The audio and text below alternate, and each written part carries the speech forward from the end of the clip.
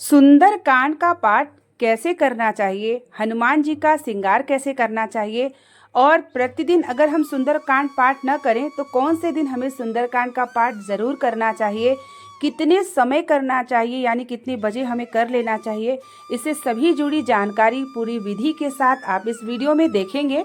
तो वीडियो के अंत तक बने रहिएगा। वीडियो को लाइक और कमेंट में हर हर महादेव का नारा ज़रूर लगाइएगा। मैं रूही मिश्रा अपने चैनल में आप सभी का स्वागत करती हूँ। सुंदरकांड का पाठ जो कि हनुमान जी का सबसे प्रिय पाठ है।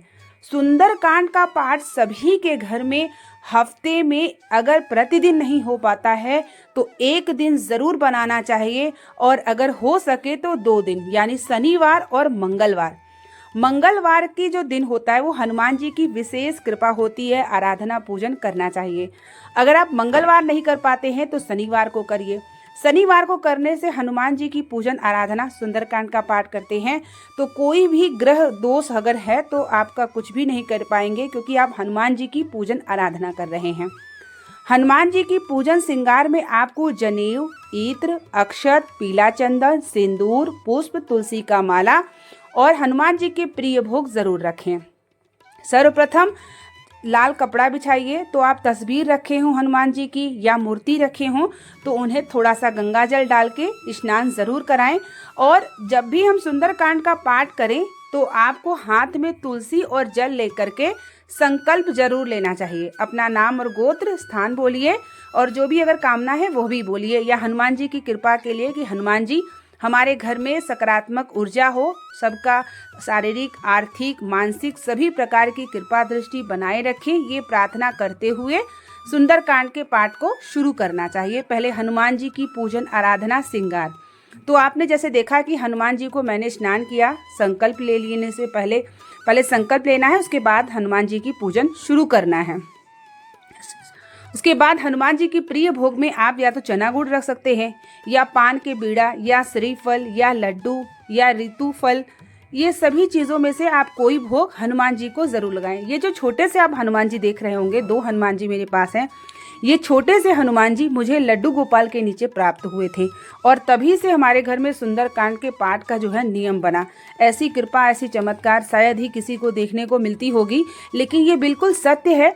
और मेरे पास इस तरीके की मूर्ति थी हनुमान जी की, लेकिन इतने छोटे से हैं कि वो खड़े भी नहीं हो पाते हैं और हाथ जोड़े हनुमान जी हैं। तो जब से हनुमान जी प्राप्त हुए तब से सुंदरकांड का पाठ हमारे घर में नियम हुआ है और शनिवार मंगलवार के दिन ज़रूर होता है। एक दिन मैं करती हूँ और एक दिन मेरे हस्बैंड जी करते हैं। तो ऐसे भी आप नियम बना सकते हैं। अगर समय की बात करें तो आप चाहे सुबह करें, चाहे आप 8 बजे करें या आप शाम के समय करें या रात्रि में करें, किसी भी समय सुंदरकांड का पाठ आप कर सकते हैं। सुंदरकांड का जब पाठ करेंगे तो पास में इस तरीके का लोटे में जल जरूर रखें, तुलसी डाल के। जब सुंदरकांड का पाठ पूर्ण हो जाता है, आरती क्षमा प्रार्थना हो जाती है, तो ये जल का पूरे घर में छिड़काव करना चाहिए और सभी लोग प्रसाद के रूप में लेना चाहिए। जैसे कोई बीमारी है शरीर में, घर में अगर कलह क्लेश अशांति है तो वो सभी चीज़ें समाप्त होती है। हनुमान जी की आराधना पूजन तो सबके घर में होना चाहिए। अगर सुंदरकांड नहीं कर, पूरी कोशिश सुंदरकांड की होनी चाहिए। न हो पाए तो हनुमान चालीसा का नियम बनाइए, लेकिन ज़रूर बनाइए। तो आप देख सकते हैं धीरे धीरे श्रृंगार हो रहा है। पुष्प चढ़ाया, तुलसी का माला और पान का बीड़ा। पान का जब हम बीड़ा चढ़ाते हैं तो सभी प्रकार के हमारे बीड़ा कष्ट हनुमान जी हरते हैं। तो आप पान का बीड़ा भी कभी कभी चढ़ाइए। बदल बदल के भोग लगा सकते हैं, जैसे बेसन का लड्डू हो गया, भुजा हुआ जो चना होता है, गुड़ हो गया।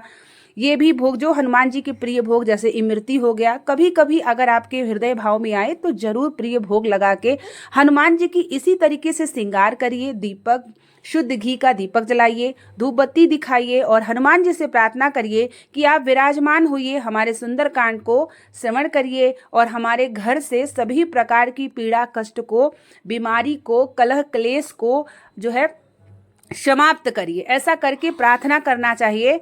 और जब हम सुंदरकांड का पाठ शुरू करें तो हर बार मैं बोलती हूँ कि हनुमान चालीसा के पाठ का संपूर्ण जरूर लगाइए और 60 दोहे में भी संपूर्ण लगाइए। हनुमान जी के कोई दोहे ले सकते हैं, जैसे नासै रोग हरे सब पीरा, जपत निरत हनुमत बलबीरा, और कवन सो काज कठिन जग माही, जो नहीं हो ये तात तुम पाही। कोई भी आप दोहा ले सकते हैं।